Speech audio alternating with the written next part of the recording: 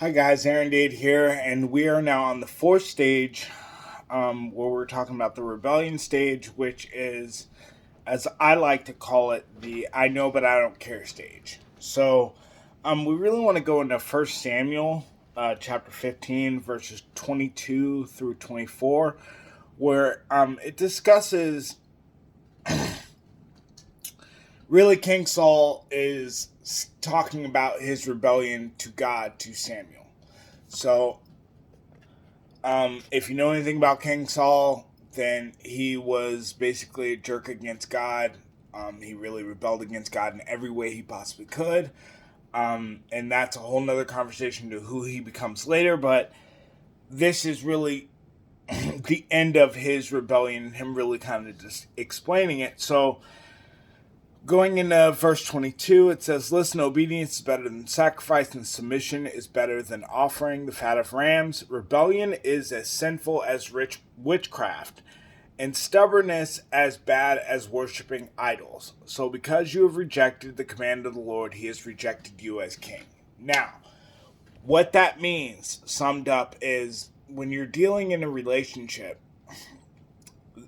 the Lord's alignment means, the relationship with God first, and then you have your relationship with your spouse, and then you have your relationship with your kids, and then you have where you fit in the body of Christ, where you actually fit in the body of Christ, what you're supposed to do for the church and or talk fellowship with the word, and then your career comes after that.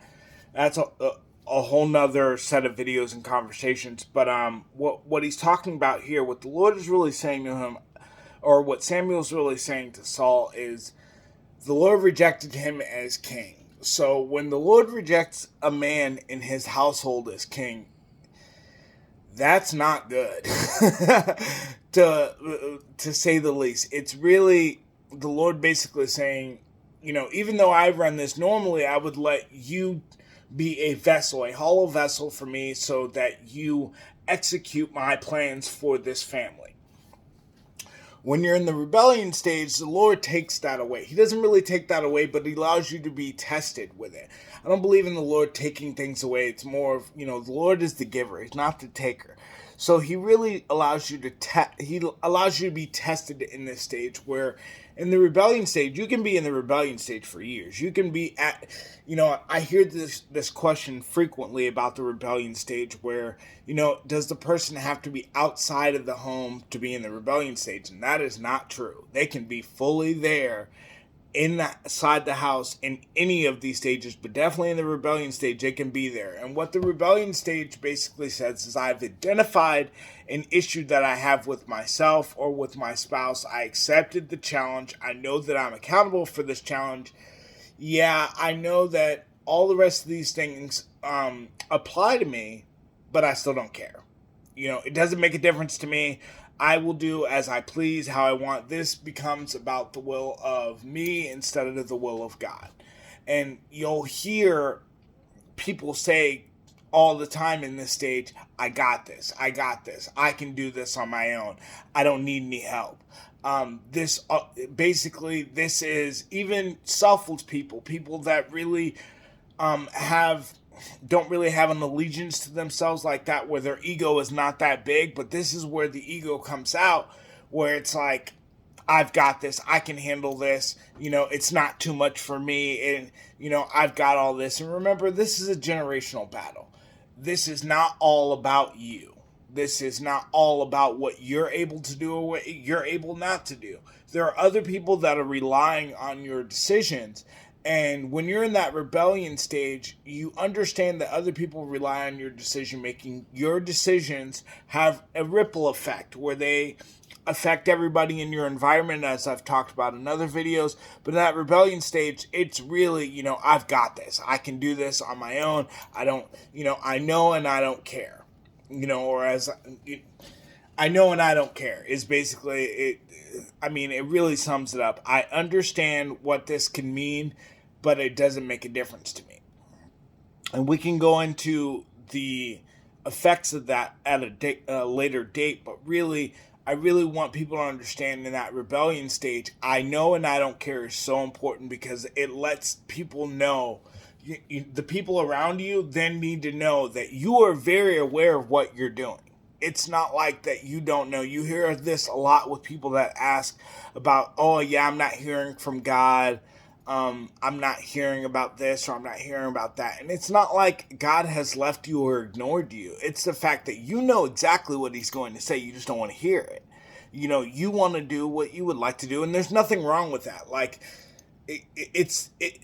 to be human is to have error, to make mistakes. It's not what happens to you, it's what you do with what happens to you. And a lot of times with people it's like, oh, it doesn't matter, it's not that big of a deal, I can handle this on my own.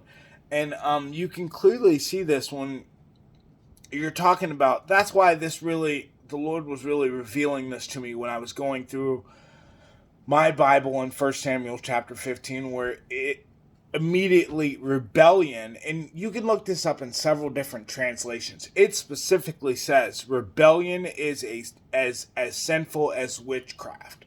So when you're saying, I know but I don't care, I'm rebelling against what the natural order of things, God's actual alignment, then that is as bad as witchcraft. I mean, that's just what it says. I'm not, trying to change up any translation or trying to say that it says something different, but that's just what it says. And stubbornness as bad as worshiping idols. Oh boy.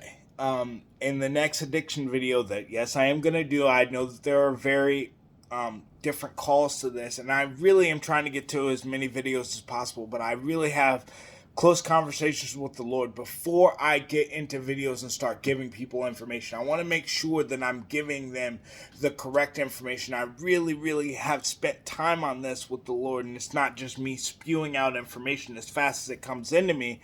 I really want to concentrate and focus and deliver the correct amounts of information from him, and make sure, and a lot of times it's him just saying to me directly, yeah, I know, I told you already, can we get through this? And I'm just checking with him over and over again. So I apologize if I'm not doing it fast enough for you guys. I really am sorry for that. However, I do want to check and make sure that I'm saying the right stuff to you. So stubbornness is bad as worshiping idols. When you have idols within your life, and this is where, in that identification stage, is where you really realize the different idols that you have in your life. Acceptance is where you're really saying, okay, I see this idol and I accept the challenge of dealing with that idol. And then in that accountability, you really see how that idol has had ripple effects in your life, where it's affected other people and different people within your life. The rebellion stage is where you really have said, I know and I don't care, and that's as bad as worshiping that idol. I will definitely discuss idols within addiction, because everyone wants to talk about addiction like it's just drugs, and it's not.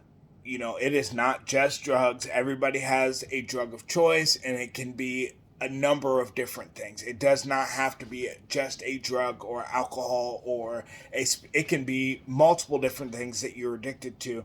But in this, when you're worshiping an idol, that means that you're in that rebellion stage. You're really saying, I know that I'm supposed to have a strong relationship with the Lord because he has the best plan for everybody involved in my life, including me. I know and I don't care. It doesn't make a difference. And that's just basically worshiping that idol, saying that that idol is more important than your relationship with God, which will never work. It just won't.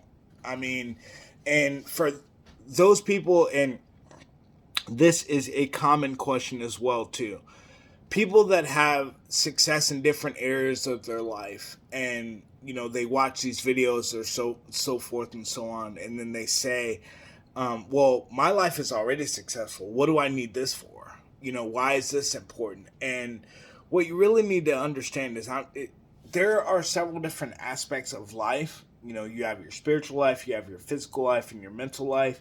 There are different aspects of it, and just because you have a whole bunch of money, or just because you have a whole lot of status or power in a certain area of your life, does not mean that you are exempt.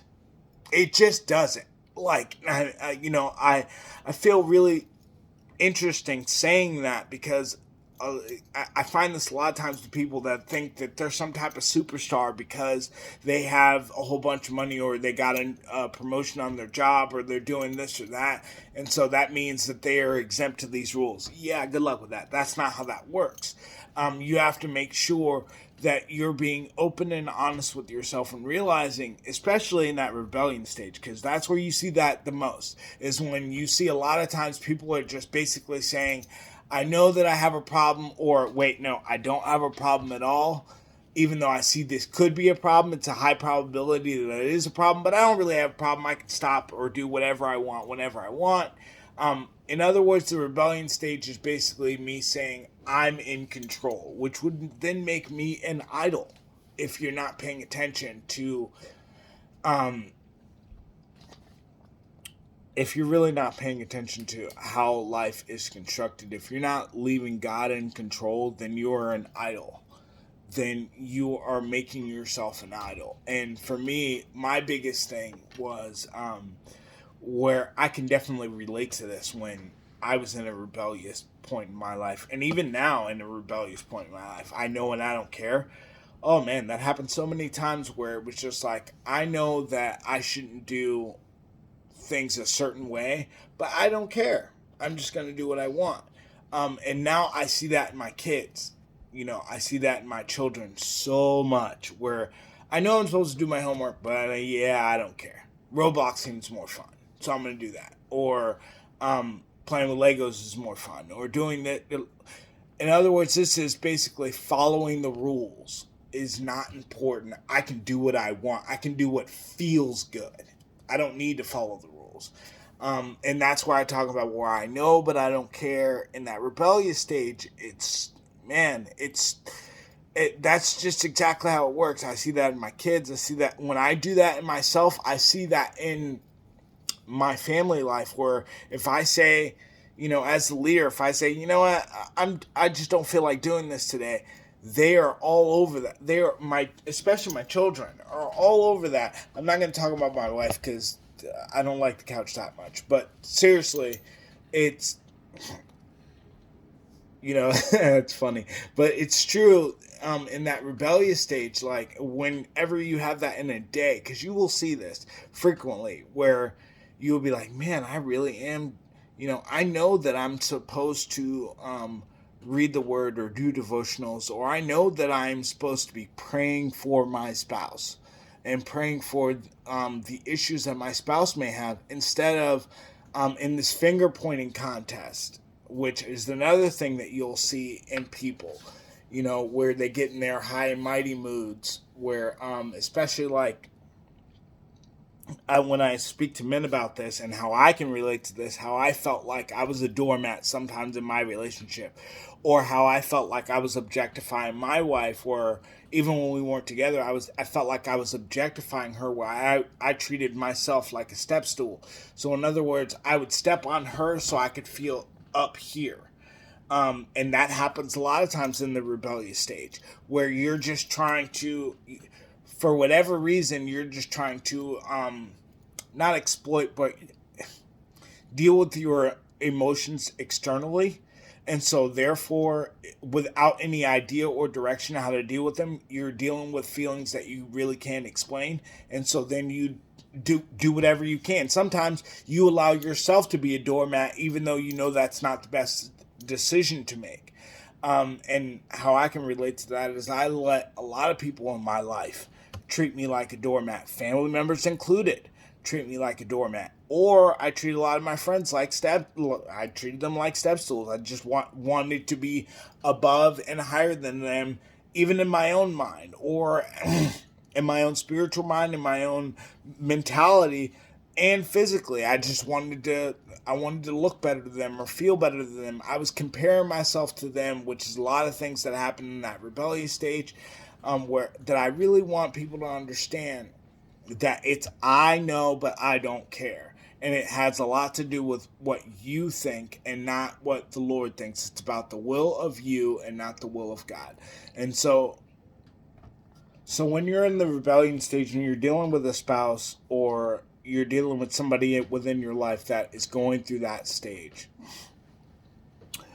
when I see this in my kids or my family, they're going through that rebellious kind of period, um, I pray for them. However, in prayer, that's where these verses come from, you know, and that's where the word of God really comes from, is where you have to be very consistent in your prayer with the Lord, especially if somebody, like, if you're standing for your marriage, as I hear a lot of people talk about, you're standing for your marriage, you're standing for a relationship. That means that you are working spiritually by yourself for your spouse. And so, therefore, the prayer that you have for them, like in this rebellion stage, if you go further down into Samuel, um, it talks about admitting, because Saul admitted to Samuel, um, off the pretty much off the jump, like off the bat. Yes, I have sinned. I have disobeyed your instructions and the Lord's command. Remember, this is First Samuel, not Second Samuel. First Samuel, chapter 15, where verse 25, verse 24. Yes, I have sinned. I have disobeyed your instructions and the Lord's command, for I was afraid of the people and what they demanded. This is important. In that rebellion stage, you are thinking about other people and being afraid of other people's reactions and what other people are going to think. And the way that God is looking at that is, yeah, you know what? I can definitely understand that. That is definitely, it's a reason, but not an excuse. Do what I asked you to. You know, obedience, as we go back in here again, obedience is better than sacrifice. And submission is better than offering the fat of lambs. So really, obedience is the key here, and surrendering or being submissive to the Lord, not to other people, because other people at the end of the day, you know, they're going to come in and out of your lives based on whatever they decide or whatever you decide. But at the end of the day, the Lord has never left me or left it. He doesn't leave. He's a consistent presence within your life. And so for people that are dealing with somebody in the rebellion stage, praying things like, yes, I have sinned. Because remember, when they're going through these things, you're going to be praying for them. So entering their name in this verse is perfectly fine. This person has sinned against you. They have disobeyed, and even we have, especially if you're a spouse. This is so important, especially if you're a spouse and you're going through rebellion with another spouse or whatever you're going through with your spouse. I becomes we. You guys are one flesh. I hear this all the time in marriages when we speak to people. Or my wife is talking to someone and she's mentoring couples and things of that nature. I hear this conversation about this happened to me, or this happened to he's doing this or she's doing this, and it's like, I know that they are physically doing it and you're having to deal with it mentally, but it's both of you guys. These may have seeds that you have planted, and you will reap what you sow. These could have been seeds that you planted 5 years ago, and now you're dealing with the consequences of your actions. And it even speaks about this in the word, where you can't dodge the consequences of your actions. You just can't. It doesn't mean that the Lord won't have grace and mercy on you. However, at the same time, this is where you really have to pray for them. And you, especially for the leader, you really have to pray for them. Because when the Lord decides that, hey, I'm going to lead the family and I'm not going to let the leader be a hollow vessel, you have to be praying for him for his specific things that he's dealing with in rebellion. And that's something that we go over in Power Hours, where we are talking to people, or that's something that we go over in the 90-day challenge that I will be doing with men, as my wife is doing one right now. But those are things that we go over. And so, realistically, if you don't really know what you're praying for, this is kind of a general prayer. That, yes, I have sinned, I have disobeyed the instructions of the Lord's command, because I was afraid, and did of the people and did what they demanded. But now please forgive my sin and come back with me so I may worship the Lord. You're asking the Lord for grace and mercy for your spouse and for you. And really, if your spouse is dealing with it, you need to ask for yourself too. If you have $15 and your spouse asks for 20, you don't have 20 to give to them. So if you don't forgive yourself, you cannot forgive them. It just doesn't work. The numbers don't add up. So I just wanted to make sure that I got on here. I talked to you guys about the rebellion video. Aaron Dade here again, and I will see you guys on the next video. Have a great day. God bless.